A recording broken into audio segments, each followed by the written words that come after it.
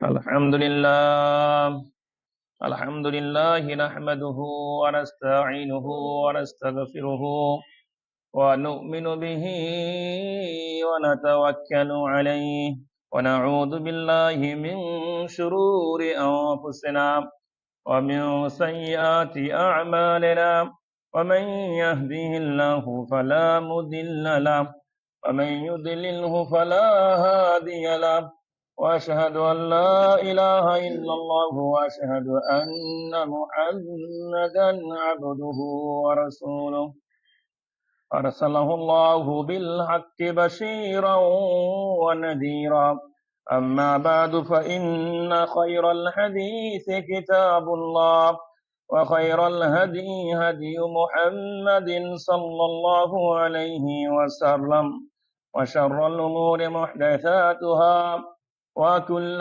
محدثة بدعة وكل بدعة ضلالة وكل ضلالة في النار أعوذ بالله من الشيطان الرجيم وسابقوا إلى الخيرات وقال النبي صلى الله عليه وسلم في الحديث الصحيح من صام رمضان إيمانا واحتسابا غفر له ما تقدم من ذنبه رواه البخاري আলহামদুলিল্লাহ সমস্ত প্রশংসা সমস্ত গুণগান সেই মহান রব্বুল আলামিনের সান্নিধ্যে যে মহান রব্বুল আলামিন আমাদেরকে আজকে রমজান মাসে জুমুআর দিনে বসে কোরআন এবং সেই সুন্নাহ মোতাবেক কিছু আলোচনা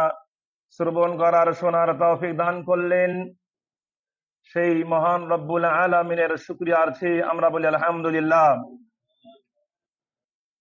তৎসহিত দরুদ এবং সালাম পাঠ করি আমাদের প্রিয় হাবিব সাইয়্যিদুল আম্বিয়া সাইয়্যিদুল হারামাইন মুহাম্মদ সাল্লাল্লাহু আলাইহি ওয়াসাল্লামের প্রতি বলি সাল্লাল্লাহু আলাইহি ওয়াসাল্লাম। আজকে আমার সামনে সম্মানিত উপস্থিতি, আজকে আমি আপনাদের সামনে যে বিষয়কে কেন্দ্র করে আলোচনা করব সেটা হচ্ছে কাইফা ইয়াকদিল মুসলিম শাহর রমাদান। একজন মুসলিম, একজন মুমিন কিভাবে রমজান মাসের দিনগুলো, রমজান মাসের সময়গুলো অতিবাহিত করতে পারে, করলে খুবই ভালো হয়, সেই সম্পর্কে কিছু আলোচনা করব। আমা তৌফিকি ইল্লা বিল্লাহ, আলাইহি তাওয়াক্কালতু ওয়া ইলাইহি উনীব। আমরা সকলে জানি বর্তমান যে সময়ে আমরা উপনীত হয়েছি, রমজান মাস খুবই গুরুত্বপূর্ণ মাস, খুবই ফজিলতপূর্ণ মাস, খুবই মহত্বপূর্ণ মাস। বিখ্যাত ইমাম ইবনুল জাওজি রাহিমাহুল্লাহ বলেছেন, ইয়ানবাগি আন না'রিফা কিমাতা ওয়াক্তি রমাদান। তিনি বলেছেন আমাদের উচিত রমজান মাসের প্রতিটি মুহূর্তের সম্মান এ মর্যাদা উপলব্ধি করা এবং প্রত্যেকটা মুহূর্তকে কাজে লাগানো, যাতে করে আমাদের কোনো সময় বিপথে, ভ্রষ্ট পথে, পাপাচারে না কাটাই, সেদিকে তিনি আমাদেরকে উৎসাহিত করেছেন। অর্থাৎ রমজান মাসের সময়গুলো, রমজান মাসের ওয়াক্তগুলো, সেগুলো খুবই গুরুত্বপূর্ণ, যেগুলোতে আমাদের উচিত প্রতিটি ভালো কাজে অতিবাহিত করা। আল্লাহ সুবহানাহু ওয়া তাআলা আমাদের সকলকে রমজান মাস সুন্দরভাবে ইবাদতের মাধ্যমে কাটানোর তৌফিক দান করুক বলে আল্লাহুম্মা আমিন।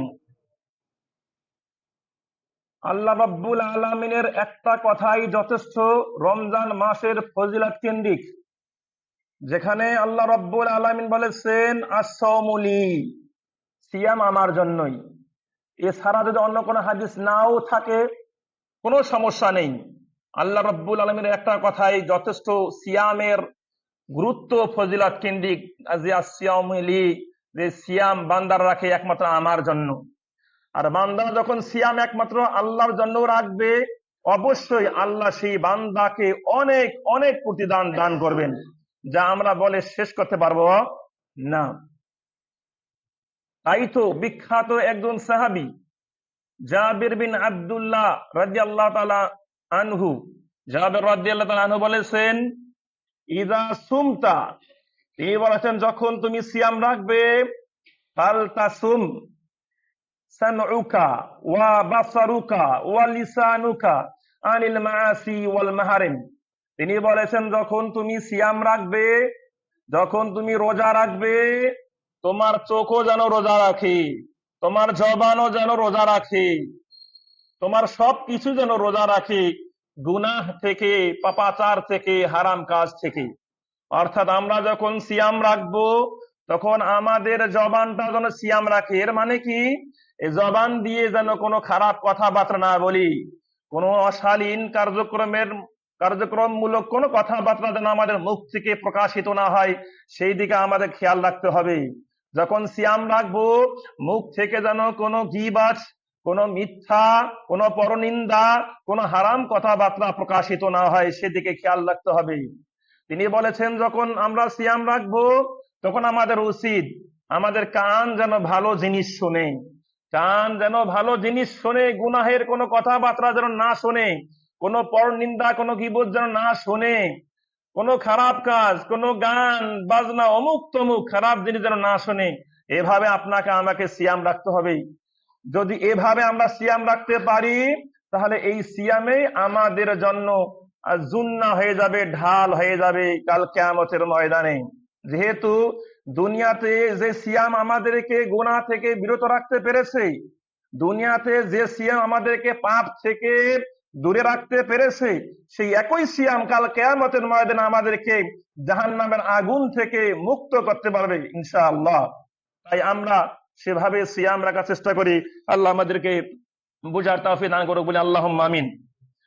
একজন মুসলিম কিভাবে রমজান মাসের দিনগুলো কাটাইতে পারলে তার সিয়ামটা সবচেয়ে সুন্দর, সবচেয়ে উপকারী, সবচেয়ে ভালো হবে, তার ধারাবাহিকতায় আমি যেটা বলতে চাচ্ছি সেটি হচ্ছে, ফজরের আগ থেকে আমরা শুরু করব কি কি কাজ করতে পারি। ফজরের সালাত যখন আমরা পড়ি, ফজরের সালাতের আগ থেকে কিছু ইবাদত যদি আমরা করতে পারি তাহলে অনেক আমাদের জন্য ভালো হবে। সেটি হচ্ছে 1 নম্বর আত-তাহাজ্জুদ। যাদের তাহাজ্জুদ সালাত পড়ার অভ্যাস রয়েছে তারা যদি তাহাজ্জুদ সালাত পড়েন এটা খুবই উপকারী আমাদের জন্য হয়ে যাবে। কারণ আল্লাহ সুবহানাহু ওয়া তাআলা সূরাতুজ জুমারের 39 নম্বর আয়াতে বলেছেন, আম্মান হুয়া কানিতুন আনা আল-লাইলি সাজিদান ওয়া কায়িমান ইয়াহদারুল আখিরা ওয়া ইয়ারজু রাহমাত রাব্বি। ওই ব্যক্তির চেয়ে কে, কোন ব্যক্তি ভালো হতে পারে, যে ব্যক্তি রাত্রি জেগে সালাত আদায় করে, কিয়াম করে এবং আখিরাতকে ভয় পায় এবং আল্লাহ রাব্বুল আলামিনের রহমতের আশা করে, তার চেয়ে ভালো ব্যক্তি আর কে হতে পারে। তাই আমরা যে তাহাজ্জুদ পড়ি, এই ইবাদতটুকু, এই সময়টুকু সুন্দরভাবে আমাদের কাটানো হয়ে যাবে। দ্বিতীয়ত যেটা বলতে চাচ্ছি সেটা হচ্ছে ফজরের আগের ইবাদত আস-সাহুর, যেটা আমরা সাহারি খাই। সাহারিও একটি গুরুত্বপূর্ণ ইবাদত, যে ইবাদতটি আমাদেরকে সওয়াবের নিয়তে খেতে হয়। কারণ আল্লাহ নবী সাল্লাল্লাহু আলাইহি ওয়াসাল্লাম বলেছেন, তাসাহারু ফাইন্না ফিস সাহুরি বারাকা, তোমরা সাহারি খাও কারণ সাহারির মধ্যে অনেক বরকত রয়েছে। সহিহ বুখারী 1923 নম্বর হাদিস। এরপর কি করতে পারি ফজরের আগে? আল ইস্তিগফার ইলা আযানিল ফাজরি। ফজরের আজান পর্যন্ত যতক্ষণ আমরা সজাগ থাকবো ততক্ষণ আমরা ফজর আগ পর্যন্ত আমরা ইস্তিগফার বেশি বেশি পাঠ করব। কারণ আল্লাহ সুবহানাহু ওয়া তাআলা প্রকৃত মুমিনদের গুণাবলী বর্ণনা করতে গিয়ে বলেছেন, ওয়াবিলাস সাহারি হুম ইস্তাগফিরুন। যারা প্রকৃত মুমিন তারা শেষ রাতে আল্লাহর কাছে ক্ষমা প্রার্থনা করে, ক্ষমা চায়। তাই এই আমলটা আমরা বেশি বেশি করতে পারি। সূরাতুল জারিয়াত 18 নম্বর আয়াত। এরপর আমরা ফজরের সালাতের আগে কি করতে পারি? আরেকটি গুরুত্বপূর্ণ আমল, সেটা হচ্ছে আদাউ সুন্নাতিল ফাজরি। ফজরের গুরুত্বপূর্ণ সুন্নাত, যদিও বা আমরা জানি সুন্নাত সালাত গুলো বাসায় পড়ায় অনেক উত্তম, অনেক সওয়াবের, মসজিদেও পড়া যায়, কোনো সমস্যা নেই, তাই বাসায় পড়া অনেক উত্তম। রাসূলুল্লাহ সাল্লাল্লাহু আলাইহি ওয়াসাল্লাম ফজরের 2 রাকাত সুন্নতের ব্যাপারে বলেছেন, রাকাতাল ফাজরি খায়রুম মিনাদ দুনিয়া ওয়া মা ফিহা। ফজরের 2 রাকাত সুন্নতের গুরুত্ব দুনিয়া এবং দুনিয়ার মধ্যে যা রয়েছে তার চেয়ে উত্তম। সুবহানাল্লাহ। দুনিয়ার মধ্যে যা কিছু রয়েছে তার চেয়ে উত্তম হচ্ছে ফজরের 2 রাকাত সুন্নতের ফজিলত। সহিহ মুসলিম 1573 নম্বর হাদিস। এভাবে আমরা ফজরের আগ পর্যন্ত, ফজরের সালাতের আগ পর্যন্ত এই সময়টা এভাবে কাটানোর চেষ্টা করব। যদি কাটাইতে পারি তাহলে আমাদের সিয়াম গুলো অনেক ভালো হবে, রমজান মাসের সময়গুলো সুন্দর কাজে আমরা অতিবাহিত করতে পারবো। আল্লাহ তৌফিক দান করুক, বলি আল্লাহুম্মা আমিন। এবার চলে যায় বাদা তুলুইল ফাজরি। ফজর যখন উদিত হয়ে গেল, ফজরের সালাত যখন আমরা পড়তে পারলাম জামাত সহকারে, আমরা সকলে জানি রাসূলুল্লাহ বলেছেন, মান সাল্লা সুবহা ফি জামাতিন ফাকান্নামা কামা লাইলা কুল্লা। যে ব্যক্তি ফজরের সালাত জামাত সহকারে আদায় করতে পারলো, সে যেন সারা রাত্রি সালাত আদায় করতে পারলো। সুবহানাল্লাহ। সেই মুসলিমের হাদিস। আরো আল্লাহ রাসূল বলেছেন, মান সাল্লা সুবহা ফাহুয়া ফি যিম্মাতিল্লাহ। যে ব্যক্তি ফজরের সালাত আদায় করতে পারলো, সে আল্লাহর দায়িত্বে চলে গেল, আল্লাহর জিম্মায় চলে গেল। সুবহানাল্লাহ। ফজরের সালাত আমাদের আদায় হয়ে গেল, এরপর কি করব? আত-তাবকির লিসালাতিস সুবহি। আত-তাবকির লিসালাতিস সুবহি ক্বালা নবী সাল্লাল্লাহু আলাইহি ওয়াসাল্লাম বাদা তুলুইল ফাজর, মানে ফজর উদিত হয়ে গেল, সালাত এখনো পড়া হয়নি, ফজর উদিত হয়ে গেল। ফজর উদিত হওয়ার পর খানা পিনা সব বন্ধ, আর কোনো খানা পিনা চলবে না রোজাদারদের জন্য। তারপর কি করতে হবে? তাবকির লিসালাতিস সুবহি, ফজরের সালাত মসজিদে আদায় করার জন্য আমাদেরকে দ্রুত গতিতে মসজিদে যেতে হবে। এই প্রসঙ্গে রাসূলুল্লাহ সাল্লাল্লাহু আলাইহি ওয়াসাল্লাম বলেছেন, লাউ ইয়ালামুনা মা ফিল আতিমাতি ওয়াস সুবহি। মানুষেরা যদি জানতো এশার সালাতে এবং ফজরের সালাতের কি গুরুত্ব রয়েছে, লা আতাউহুমা ওয়ালাউ হাবওয়ান, তাহলে তারা হামাগরি দিয়ে হলে মসজিদে গিয়ে ফজরের সালাত এশার সালাতে শরীক হতো। সুবহানাল্লাহ। ফজরের সালাতে এত গুরুত্ব, এশার সালাতের এত গুরুত্ব, যদি আমরা এর গুরুত্বটা সঠিকভাবে বুঝতে পারতাম, তাহলে অবশ্যই আমরা পা চলতেছে না, হাঁটতে পারি না, হামাগুড়ি দিয়ে হলেও আমরা মসজিদে যেতাম, কারণ এর গুরুত্ব অনেক বেশি। তাহলে আমরা কি করব? অবশ্যই ফজরের সালাত মসজিদে এসে জামাত সহকারে আদায় করার চেষ্টা করব। আল্লাহ বুঝা তৌফিক দান করুক, বলে আল্লাহুম্মা আমিন। সহিহ বুখারী 615 নম্বর হাদিস। এরপর কি করব? আল ইনশিগালু বিযিকরি ওয়াদ দুআ হাত্তা ইকামাতিস সালাত। ফজরের সালাত হয়ে গেল অথবা ফজরের সালাত হয়নি, ফজরের সালাত আগের কাহিনী চলতেছে, ফজরের সালাত শুরু হবে মনে করেন 5টায় 30 মিনিটে বা 5টায় 40 মিনিটে, এখনো 5 মিনিট 10 মিনিট এখনো কি বাকি রয়েছে। এই সময়টুকু আমরা কি করব? আল ইনশিগাল বিযিকরি ওয়াদ দুআ, এই সময়টুকু আমরা জিকির আজকার দোয়ায় ব্যস্ত থাকবো। বসে থাকবো না, গল্প করব না, কথাবার্তা বলবো না, দুনিয়াবি কোনো কথাবার্তা চলবে না। আমরা ওই সময়টুকু জিকির আজকার দোয়া যা আছে সব বলার চেষ্টা করব। কেন? কারণ আল্লাহ রাসূল সাল্লাল্লাহু আলাইহি ওয়াসাল্লাম বলেছেন, আদ-দুআউ লা ইউরাদ্দু বাইনা আযান ওয়াল ইকামাতি। আযান এবং ইকামাত এই উভয়ের মাঝের সময়টুকুর মধ্যে দোয়া কবুল হয়। সুবহানাল্লাহ।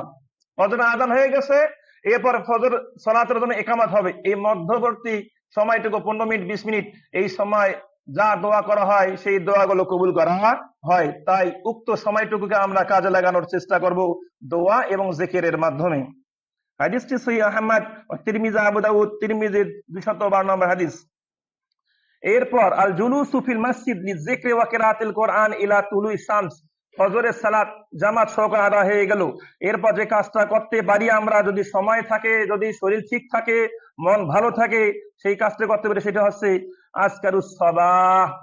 ফজরের সালাতের পর আমরা যে সালাতের পর যে জিকির আজকার গুলো রয়েছে, মাসনুন জিকির আজকার, আয়াতুল কুরসি, সুবহানাল্লাহ 33 বার, আল্লাহু আকবার 33 বার, 34 বার, আলহামদুলিল্লাহ 33 বার, এই যে দোয়া জিকির আজকার যেগুলো রয়েছে এগুলো আমরা পাঠ করব। এরপর সকালের যে জিকির আজকার গুলো রয়েছে, এই জিকির আজকার গুলো আমরা গুরুত্ব সহকারে পড়ার চেষ্টা করব। ফাকাদ কানা নবী সাল্লাল্লাহু আলাইহি ওয়াসাল্লাম ইদা সাল্লা সুবহা, কারণ আল্লাহ নবীর একটা আমল ছিল, আল্লাহ নবী সাল্লাল্লাহু আলাইহি ওয়াসাল্লাম যখন ফজরের সালাত আদায় করতেন, তারাব্বা ফি মাজলিসিহি, তখন তিনি যেখানে সালাত পড়েছেন সেখানে তিনি বসে থাকতেন। হাত্তা তাতলু আশ-শামসু, সূর্য উদিত হওয়া পর্যন্ত রাসূলুল্লাহ সেখানে বসে থাকতেন। অতঃপর সূর্য উদিত হওয়ার 10-15 মিনিট পরে, 15-20 মিনিট পরে আল্লাহ রাসূল 2 রাকাত সালাত আদায় করতেন। এই আমলটিও আমরা কি করতে পারি। হাদিসটি সহিহ মুসলিম 670 নম্বর হাদিস। সালাতু রাকাতাইন। এরপর যখন আমরা ফজর সালাতের পর আধা ঘন্টা 1 ঘন্টা বসে থাকলাম, জিকির আজকার করলাম, এরপরে যে আমরা 2 রাকাত সালাত পড়বো, এই প্রসঙ্গে রাসূলুল্লাহ বলেছেন, ক্বালান নবী সাল্লাল্লাহু আলাইহি ওয়াসাল্লাম, মান সাল্লাল ফাজরা ফি জামাআতিন, যে বা যারা জামাত সহকারে ফজরের সালাত আদায় করতে পারবে, সুম্মা ক্বাদা, এরপর বসে থাকবে, ইয়াযকুরুল্লাহ, আল্লাহর জিকির আজকার করতেই থাকবে, হাত্তা তাতলুয়া শামসু, এমনকি সূর্য উদিত হবে, সুম্মা সাল্লা রাকাতান, এর কিছুক্ষণ পর সে 2 রাকাত সালাত পড়বে, কানাত লাহু কাআজরি হাজ্জাতিন ওয়া উমরাতিন তাম্মাতিন, সেজন্য পরিপূর্ণ হজ ওমরা সওয়াব পেয়ে গেল। সুবহানাল্লাহ। ফজরের সালাত জামাত সহকারে আদায় করলাম, এরপরে প্রায় 1 ঘন্টার মতো জিকির আজকার করলাম, সূর্য উদিত হলো, এরপর 15-20 মিনিট পরে আমরা 2 রাকাত সালাত আদায় করলাম। যদি আদায় করতে পারি, তাহলে রাসূলুল্লাহ বলেছেন সেই ব্যক্তি পরিপূর্ণ হজ ওমরা সওয়াব পেয়ে গেল। সুবহানাল্লাহ, বিশাল সওয়াব। যদি আমরা করতে পারি, করার চেষ্টা করব, তাহলে আমাদের সিয়ামটা অনেক সাফল্যমণ্ডিত হবে। এরপর আমরা যে কাজটি করব, 2 রাকাত সাস্তের নামাজ হয়ে গেল, জুহার নামাজ, ইশরাকের নামাজ হয়ে গেল, এরপর যে কাজটা আমরা করব, আন্নাম আল ইহতিসাব, এরপর বাসায় গিয়ে ঘুমাবো। কারণ আমাদের শরীর তো এটা হচ্ছে রক্ত মাংসে গঠিত শরীর, এটা তো রোবট নয় যে বিশ্রামের প্রয়োজন নাই। যেহেতু আমাদের রক্ত মাংসের শরীর, আমাদের ঘুমানোর প্রয়োজন রয়েছে, তারপরে কিছুক্ষণ পর কাজে বের হতে হবে, এজন্য শক্তির প্রয়োজন রয়েছে, ঘুমানোর প্রয়োজন রয়েছে। এরপর বাসায় গিয়ে আমরা কি করব, ঘুমাবো। তবে আন্নাউমু মাল ইহতিসাফি, ঘুমানোটাও আমরা কি করব, সওয়াবের নিয়াত করব, যে এই ঘুমটাও যেন আমাদের কি হয়, সওয়াব হয়। এ প্রসঙ্গে বিখ্যাত সাহাবী মুআদ রাদিয়াল্লাহু তাআলা আনহু তিনি বললেন, ইন্নী লা আহতাসিবু নাওমাতি কামা আহতাসিবু কওমাতি, তিনি বললেন, আমি কিয়াম করাকেও সওয়াব মনে করি এবং ঘুম পাড়াকেও সওয়াব মনে করি। সুবহানাল্লাহ। কারণ যে ঘুম পাড়ার মাধ্যমে আমি ইবাদত করতে পারবো, যে ঘুমের মাধ্যমে শক্তি সঞ্চার করে আমি ইবাদত করতে পারবো, সেই ঘুমটাও একটা ইবাদত। সুবহানাল্লাহ, সেই ঘুমের মধ্যেও সওয়াব কি রয়েছে। সুতরাং এরপরে যে ঘুমানোর চেষ্টা করব। এরপর করব কি, ঘুম হয়ে গেল 1 ঘন্টা 1.5 ঘন্টা, ফজরের পরে ঘুম হয়ে গেল, এরপর আযহাবু ইলাল আমালি আও দিরাসাতি, যার যা কাজ আছে সেখানে চলে যাব। কারো শিক্ষালয়ে কাজ রয়েছে, পাঠদান করে, সে শিক্ষালয়ে চলে যাবে, পাঠদান করতে যাবে। কারো ক্ষেত খামারে কাজ রয়েছে, ক্ষেত খামারে চলে যাবে।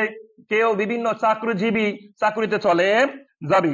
যিহাবিল আমাল আও দিরাসা, এই প্রসঙ্গে ক্বালান নবী সাল্লাল্লাহু আলাইহি ওয়াসাল্লাম, আল্লাহ নবী সাল্লাল্লাহু আলাইহি ওয়াসাল্লাম বলেছেন, মা কালা আহাদুন তুআমান খায়রাম মিন আন ইয়াকুলা মিন আমালি ইয়াদিহি, মানুষ যা রিজিক খাবার গ্রহণ করে, সবচেয়ে উত্তম রিজিক হচ্ছে যা সে নিজের হাতে কামাই করে খায়। সুবহানাল্লাহ, নিজ হাতে পরিশ্রম করে খায়, মানুষের কাছে চায় না, ভিক্ষা বৃত্তি করে না, নিজে পরিশ্রম করে খায়, সেই রিজিকটা সবচেয়ে উত্তম রিজিক।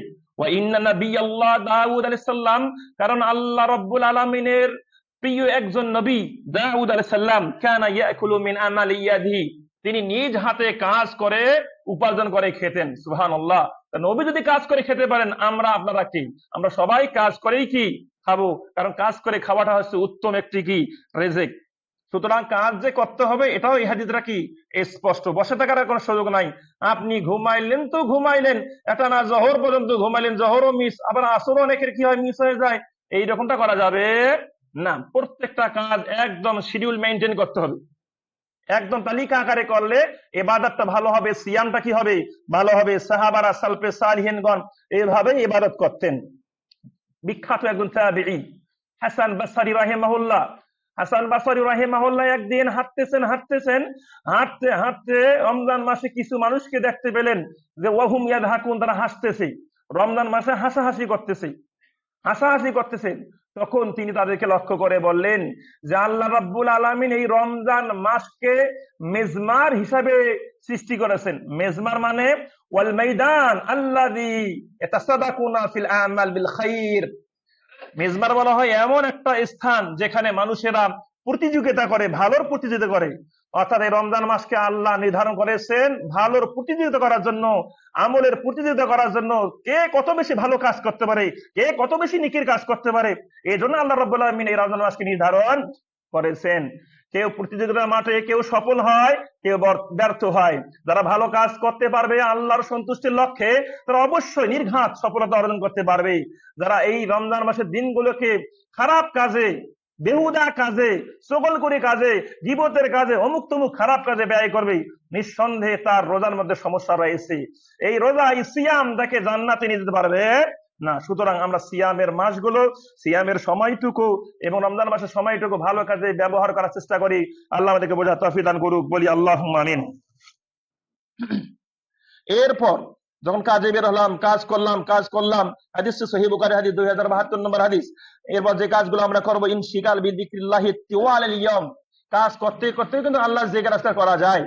কাজ করতে করতেও আল্লাহর জিকির আজকার কি করা যায়। যারা ব্যবসা বাণিজ্য করে, ব্যবসা তো সবসময় হয় না, কাস্টমার আসলে কাস্টমারকে সে পণ্য বিক্রি করবে, পাশাপাশি যে মাঝে মাঝে সময়টুকু, ফাঁকা টাইমটুকু, সেই সময়ে সুবহানাল্লাহ, আলহামদুলিল্লাহ, আল্লাহু আকবার, আস্তাগফিরুল্লাহ, এই জিকির আজকার, যত জিকির আজকার রয়েছে এইগুলো পাঠ করার চেষ্টা করবেন।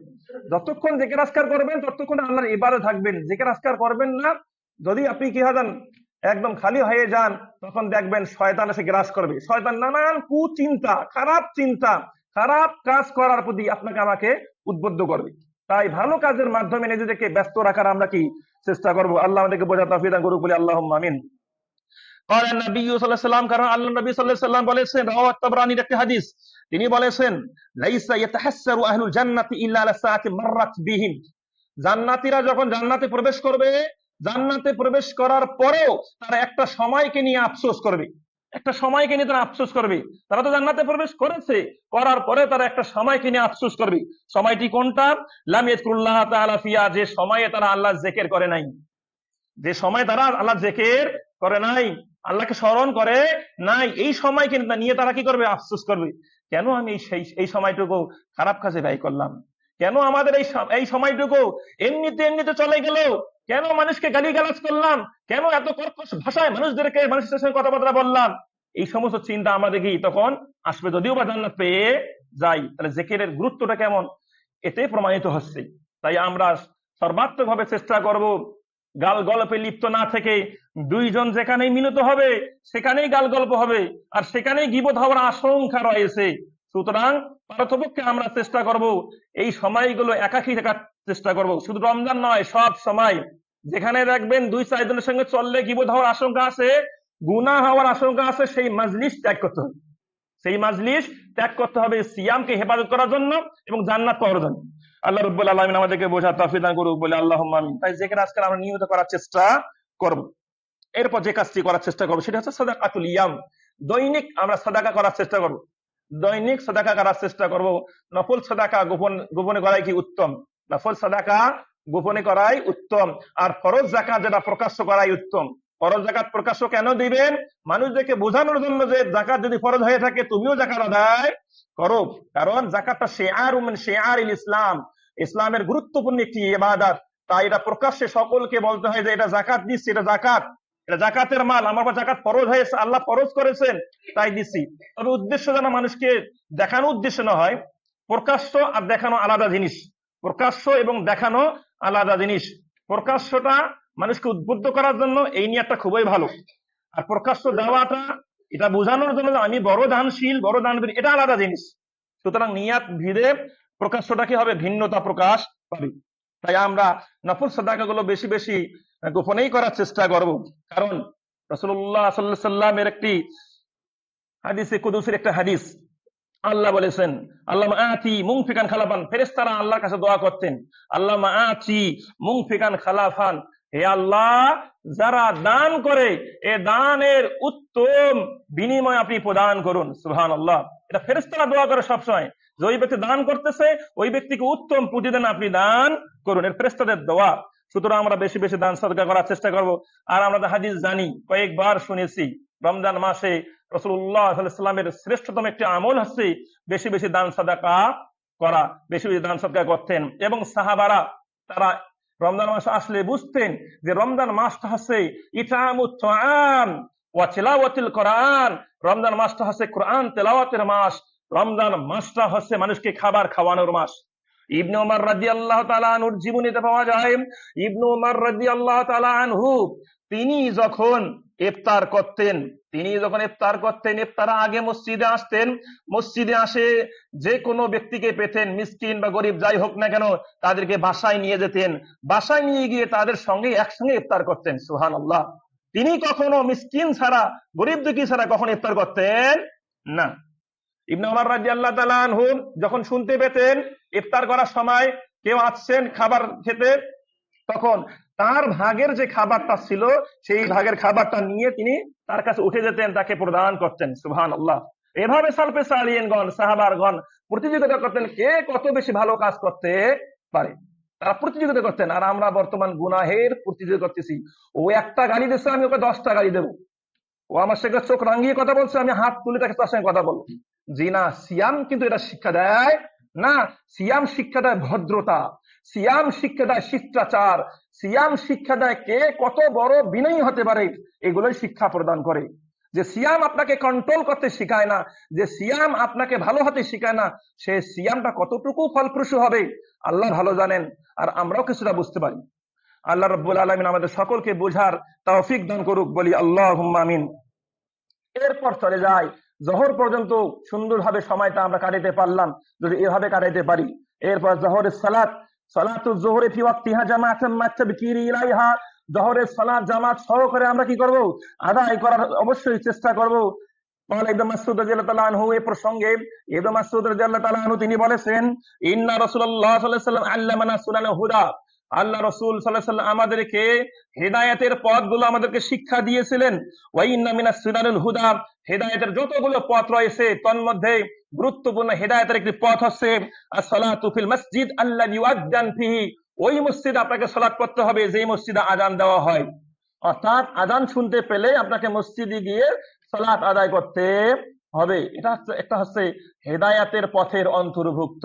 তাই আমরা যেখানেই সময় পাই, যেখানেই সময় হয়ে যাবে, সেখানেই আমরা জামাতে সালাত আদায় করার চেষ্টা করব। আল্লাহ আমাদেরকে বোঝা তৌফিক দান করুক, বলে আল্লাহুম্মা আমিন। হাদিসটি সহিহ মুসলিম 1373 নম্বর হাদিস।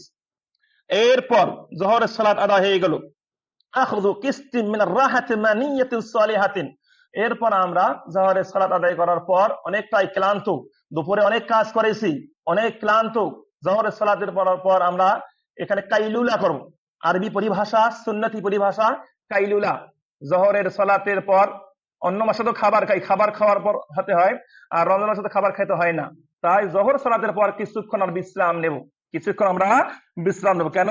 কারণ আল্লাহ রাসূল বলেছেন, ইন্না লিবাদানিকা আলাইকা হাক্কান, কারণ তোমার শরীরের উপরও কি কিছু হক রয়েছে, শরীরকে একটু বিশ্রাম রাখতে হবে, একটু রেস্ট রাখতে হবে। তাই তুমি একটু রেস্ট নাও, একটু বিশ্রাম করো। হাদিসটি সহিহ বুখারীর 1968 নম্বর হাদিস। যখন আমাদের বিশ্রাম নেওয়া হয়ে গেল, এর কিছুক্ষণ পরে কিন্তু আসরের সময় হয়ে যাবে। কি হয়ে যাবে? আসরের সময় হয়ে যাবে। আসরের সময়ের আগে কিছু আমল রয়েছে, বিশেষ করে সালাতুল আসরে মাল হিরসি আলা সালাতি আরবাঈ রাকাতিন ক্বাবলাহা, আসরের ফরজ সালাতের পূর্বে যদি কেউ 4 রাকাত নফল সালাত করতে পারে, সেই প্রসঙ্গে রাসূলুল্লাহ সাল্লাল্লাহু আলাইহি ওয়াসাল্লাম বলেছেন যে রাহিমাল্লাহু ইমরান, আল্লাহ রাব্বুল আলামিন ওই ব্যক্তিকে রহম করুক বা রহম করবেন, সাল্লা ক্বাবলাল আসরি আরবান, যে ব্যক্তি আসরের ফরজ সালাতের আগে 4 রাকাত নামাজ পড়তে পারে। সুবহানাল্লাহ। মানে আসরের ফরজ সালাতের পূর্বে 4 রাকাত সালাত পড়তে পারলে আল্লাহ রাব্বুল আলামিন আমাদের জন্য রহম করবেন, আল্লাহ রাব্বুল আলামিন আমাদেরকে রহম করবেন। তো আল্লাহর রহমতের প্রয়োজন আছে কি নাই? অবশ্যই আছে। যদি প্রয়োজন থাকে তাহলে এই আমলটা করা প্রয়োজন। আল্লাহ রাব্বুল আলামিন আমাদেরকে আমল করার তৌফিক দান করুক, বলে আল্লাহুম্মা আমিন। হাদিসটি সহিহ আবু দাউদ 1271 নম্বর হাদিস। এরপরে যা করতে পারি আমরা, যদি সুযোগ থাকে, সময় থাকে, সেটি হচ্ছে আসরের সালাতের পর সিনা উমাউইদাতিল মসজিদ, মসজিদে যদি কোনো হালকার ব্যবস্থা থাকে, কোরআন হাদিস বলানোর শোনানোর কোন ব্যবস্থা থাকে, সেই কাজগুলোতে আমরা শরীক হতে পারি। কারণ আল্লাহ নবী সাল্লাল্লাহু আলাইহি সাল্লাম বলেছেন, মান গাদা ইলাল মসজিদ, যে ব্যক্তি মসজিদে সকালে যায় অথবা সন্ধ্যায় যায়, লা ইউরিদু ইল্লা ইয়াতাআল্লামা খায়রান, উদ্দেশ্য একটাই, সেখানে গিয়ে কল্যাণকর কিছু শিখবে, আও ইয়ালামুহুন নাসু আও ইউআল্লিমাহুন নাসা, অথবা মানুষকে শিক্ষা দেবে। মসজিদ যাচ্ছে উদ্দেশ্য কি? কিছু শিখবে অথবা অন্যকে শিক্ষা প্রদান করবে। যদি করতে পারে, রাসূলুল্লাহ বলেছেন কানা লাহু কাহাজরি হাজ্জিন তাম্মান হাজ্জাতাহু, সে যেন পরিপূর্ণ হজের সওয়াব পেয়ে গেল। সুবহানাল্লাহ। মসজিদে আসবো উদ্দেশ্য কি?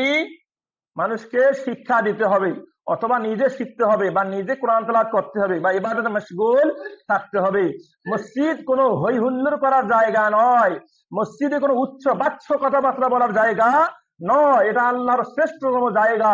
আল্লাহ রাসূল বলেছেন আহাব্বুল বিলাদ ইলাল্লাহি মাসাজিদুহা, আল্লাহর কাছে সবচেয়ে উৎকৃষ্ট জায়গা হচ্ছে এই মসজিদ। এই মসজিদ হচ্ছে উৎকৃষ্ট জায়গা। তাই উৎকৃষ্ট জায়গায় নম্র ভদ্র হয়ে থাকার চেষ্টা করতে হবে। এর পরিপন্থী যে কাজগুলোই করি না কেন সবগুলোই খেলাফুস সুন্নাহ, সুন্নাহর খেলাফ, আদবের খেলাফ। তাই আমাদেরকে সচেতন থাকতে হবে। আল্লাহ আমাদেরকে বোঝার তৌফিক দান করুক বলে আল্লাহুম্মা আমিন। এরপর আল জুলুস ফিল মসজিদে, মসজিদে বসে থাকবো। قال النبي صلى الله عليه وسلم, এই প্রসঙ্গে আল্লাহ নবী বলেছেন মান তাওয়াদ্দা ফি বাইতিহি, যে ব্যক্তি বাড়িতে উযু করে, ফাহসানা উযুয়া, সুন্দরভাবে উযু করে, সুমাতাল মসজিদ, অথবা বাড়িতে সুন্দরভাবে উযু করে মসজিদে চলে আসে, ফাহুয়া জাইরুল্লাহ, সে হচ্ছে আল্লাহর মেহমান। সুবহানাল্লাহ। আল্লাহর মেহমান হতে চান তো বাড়িতে ভালো করে উযু করে মসজিদে চলে আসেন, তাহলে আল্লাহর মেহমান হতে পারবো। ওয়াহাক্কুন আলাল মুআজ্জিরি আইয়ুকরিমা যায়িরা, এবং মেজবানের উচিত মেহমানকে সম্মান করা, মানে আল্লাহ মেহমানদেরকে অবশ্যই সম্মান করবেন। আমরা যদি সম্মান পেতে চাই দুনিয়া এবং আখিরাতে, তাই মসজিদে আমরা ভালো উদ্দেশ্যে এসে ভালো কাজ করার চেষ্টা করব। আল্লাহ আমাদের সকলকে বোঝার তৌফিক দান করুক বলি আল্লাহুম্মা আমিন। রাওয়াহু তাবরানী বিইসনাদিন সাইয়্যিদিন সহিহ সনদে, তাবরানী রাহিমাহুল্লাহ হাদিসটি উল্লেখ করেছেন। এরপর মাগরিবের মুহূর্ত, আসরের টাইম প্রায় শেষের দিকে, এরপর মাগরিব ঘনিয়ে আসতেছে। মাগরিবের সময় যখন হয়ে যাবে, তখন যে কাজটা আমরা করব সেটা হচ্ছে আল ইনশিগাল বিদুআ ক্বাবলাল গুরুব, সূর্য ডোবার আগ মুহূর্ত সময়টুকু খুবই গুরুত্বপূর্ণ সময়। এই সময়ে দোয়ায় ব্যস্ত থাকবো, দোয়া জিকির আজকারে ব্যস্ত থাকবো। আমাদের অনেকের বাবা নাই, মা নাই, অনেকেই মারা গিয়েছেন, তাদের জন্য দোয়া করব। আমরা সকলে জানি যারা মৃত্যুবরণ করেছেন তারা কিন্তু আল্লাহর কাছে কামনা করতেছেন, আশা করতেছেন যে আমরা যদি রমজান মাসের একটা দিন পাইতাম তাহলে কতই না ভালো হতো আমাদের জন্য। কিন্তু যারা মৃত্যুবরণ করেছেন তারা আর কখনো সেই রমজান মাস ফিরে পাবেন না। আমরা কিন্তু পেয়েছি আলহামদুলিল্লাহ, আমরা এখনো মৃত্যুবরণ করিনি। তাই এই প্রত্যেকটি মুহূর্তকে আমরা ভালো কাজে ব্যবহার করার চেষ্টা করব। আল্লাহ আমাদেরকে বোঝার তৌফিক দান করুক বলে আল্লাহুম্মা আমিন। সূর্য ডোবার আগ মুহূর্ত সময়গুলোতে বেশি বেশি দোয়া করব, কারণ রাসূলুল্লাহ বলেছেন সালাসাতুল্লাহ তুরাদ্দু দাওয়াতুহুম, তিন প্রকার ব্যক্তির দোয়া কখনো ফেরত দেওয়া হয় না, দোয়া কবুল করা হয়। তন্মধ্যে উল্লেখযোগ্য যারা সিয়াম পালন করে রয়েছেন, তাদের ইফতার আগ মুহূর্ত পর্যন্ত দোয়াগুলো কখনো কি করা হয় না, ফেরত দেওয়া হয় না। তাই আমরা চেষ্টা করব সেই মূল্যবান সময়টুকুতে বেশি বেশি জিকির আজকার দোয়ায় লিপ্ত থাকা। আল্লাহ আমাদেরকে বোঝার তৌফিক দান করুক বলি আল্লাহুম্মা আমিন। এখানে আরেকটা কথা না বললেই নয়, সেটি হচ্ছে আমরা তো অনেক সময় বিভিন্ন কাজে ব্যস্ত থাকি, বিভিন্ন কাজকর্ম করি। অনেক সময় আমরা পুরুষ মানুষ জিকির আজকার অনেক করতে পারি এবং কোরআন তেলাওয়াত অনেক করতে পারি, সময় সুযোগ আমাদের রয়েছে। কিন্তু দেখা যায় আসরের পর থেকে মাগরিব পর্যন্ত আমাদের মা বোনরা রান্না ঘরেই কাটিয়ে দেয়। রান্না বান্না করতে হবে, খেতে হবে, ইফতার করতে হবে, তাহলে কি তারা কি সব থেকে বঞ্চিত হবে? জি না। বিখ্যাত আলেম পণ্ডিত শেখ ডক্টর সুলাইমান রুহাইলি হাফেজাহুল্লাহ তিনি বলেছেন মা বোনরা যে রান্না বান্না করতেছে, এই রান্না বান্না করাতেও তারা সব পেয়ে যাবে। সুবহানাল্লাহ। কারণ সেই রান্না বান্না কারা খাবে? যারা ইবাদত গুজারি, যারা ইবাদত করে, সিয়াম পালন করি, তারা কি খাবে? সুতরাং তাদের এই কষ্টের কারণে, এই কষ্ট করতে গিয়ে তারা অনেক ইবাদত থেকে বঞ্চিত হচ্ছে, কিন্তু তারা ইবাদতের সব সেখানে পেয়ে যাবে। সুবহানাল্লাহ। মা বোনরা বঞ্চিত হবে না। আপনারা এই সুন্দর বাণীটা তাদেরকে কি পৌঁছে দেবেন। ইনশাআল্লাহ সামনে যখন আমাদের মা বোনদের মসজিদ হয়ে যাবে, তারাও ইনশাআল্লাহ এখানে কি শুনতে পারবে। সামনে যেন মসজিদ, মহিলা মসজিদ হয়, এই জন্য সবাই আগে থেকে প্রস্তুতি নেন। সবাই কি আগে থেকে প্রস্তুতি নেন। কার কেমন টাকা পয়সা রয়েছে তার সাধ্য অনুযায়ী একটা বিরাট একটা অংশ এই মসজিদ নির্মাণের পথে আমরা কি করব, ব্যয় করার চেষ্টা করব। কারণ আমরা অনেক সময় শুনতেছি, আর আমাদের এই কথা যখন বাড়িতে বলি ততটা কিন্তু কি প্রভাব ফেলায় না। যখন তারা মসজিদে এসে কোনো ইমামের মুখ থেকে শুনবে, এটার মধ্যে কি আছে রয়েছে, এটা প্রভাব কি রয়েছে। তাই মহিলা মসজিদের অনেক গুরুত্ব রয়েছে। মা বোনরা অনেক আমল সম্পর্কে গাফেল, অনেক কিছুই জানেন না, শুধু তাদেরকেও জানানোর ব্যবস্থা করতে হবে। তাই আপনারা আগে থেকে প্রস্তুতি নেন, সামনে মহিলা মসজিদ ইনশাল্লাহ হবে, ইনশাল্লাহ কি হবে। তাই আপনারা আগে থেকে প্রস্তুতি নেন, কে কেমন দিবেন, কেমন এমন রয়েছে, যার নাই আগে থেকে টাকা পয়সা সঞ্চয় করার চেষ্টা করেন আল্লাহর এই গুরুত্বপূর্ণ কাজে ব্যয় করার জন্য। আল্লাহ আমাদের কবুল করুক, বলি আল্লাহুম্মা আমিন। বলছিলাম যখন মাগরিবের আগে দোয়া কবুলের সময়, সেই সময় আরো বেশি বেশি দোয়া করব। এরপরে তানাবুল ওয়াজাবাতিল ইফতার মা দোয়া, দোয়ার মাধ্যমে আমরা ইফতার শুরু করব। বিসমিল্লাহ বলে আমরা ইফতার শুরু করব। ইফতার যখন শেষ হয়ে যাবে, এরপর সুন্দর একটি দোয়া রয়েছে, জাহাবা জামাউ ওয়াবদালাত উরুকু ওয়া সাবাতাল আজরু ইনশাআল্লাহ। অত্র দোয়াটি আমরা কি করব ইনশাআল্লাহ পাঠ করার চেষ্টা করব। এরপর আদাউ সালাতুল মাগরিব জামাআতান ফিল মসজিদ, মসজিদে এসে মাগরিবের সালাত জামাত সহকারে আদায় করব। এরপর আল জুলুস ফিল মসজিদ আজকাল মাসা, সম্ভব হলে সময় হলে মাগরিবের সালাতের পর কিছুক্ষণ অপেক্ষা করব। সন্ধ্যার কিছু জিকির আজকার রয়েছে, আল্লাহুম্মা বিকা আমসাইনা ওয়া বিকা আসবাহনা ওয়া বিকা নাহিয়া ওয়া বিকা নামুতু। এছাড়াও অনেক জিকির আজকার কি রয়েছে, সন্ধ্যার জিকির, সকালের জিকির, এগুলো পারতপক্ষে আমরা পড়ার চেষ্টা করব। এরপর এরপর আমরা আল ইজতিমা মাল আহলি ওয়া তাদারুসি মা ইউফিদু, বাড়িতে যাব, বাড়িতে গিয়ে পরিবারকে সময় দেব। পরিবারকে যখন সময় দেব তখন প্রয়োজনীয় কথা, যে কথাগুলো পরিবারের মধ্যে উপকার প্রদান করবে, কোরআন সুন্নাহর কথা, এগুলো আমরা আলোচনা করব। যে এই কাজটা করলে এই সওয়াব, ওই কাজটা করলে এমন সওয়াব, বা এই কাজটা নিষেধ, এইটা হারাম, এইটা অনেক ফজিলতপূর্ণ, এই গুরুত্বপূর্ণ কথাবার্তা কি বাসার সঙ্গে শেয়ার করব। এভাবে আমরা রমজান মাসের দিনগুলো কাটানোর চেষ্টা করব। আল্লাহ রাব্বুল আলামিন আমাদের সকলকে এভাবে আমাদের রমজান মাসের দিনগুলো কাটানোর তৌফিক দান করুক, বলি আল্লাহুম্মা আমিন। এর কিছুক্ষণ পরে কিন্তু সময় হয়ে যাবে কি তারাবির সালাত, ইশার সালাত। আল ইস্তিদাদ লিসালাতিল ইশা ওয়া তারাবি, ইশার সালাতের জন্য প্রস্তুতি নিব এবং তারাবির সালাত পড়ব। রাসূলুল্লাহ সাল্লাল্লাহু আলাইহি সাল্লাম বলেছেন, মান কামা মা'আল ইমামে হাত্তা ইয়ানসারিবা কুতিবা লাহু কিয়ামু লাইলাতিন। রাসূলুল্লাহ বলেছেন, যে ব্যক্তি ইমামের সাথে শুরু থেকে একদম ইমামের শেষ করা পর্যন্ত তার সঙ্গে যারা সালাত আদায় করতে পারবে, তারা যেন সারা রাত্রি সালাত পড়ার সওয়াব পেয়ে গেল। সুবহানাল্লাহ। এই যে গুরুত্বপূর্ণ সওয়াবগুলো ইনশাআল্লাহ আমরা লুটিয়ে নেওয়ার চেষ্টা করব, গ্রহণ করার চেষ্টা করব। আল্লাহ রাব্বুল আলামিন আমাদের সকলকে বোঝার তৌফিক দান করুক, বলি আল্লাহুম্মা আমিন।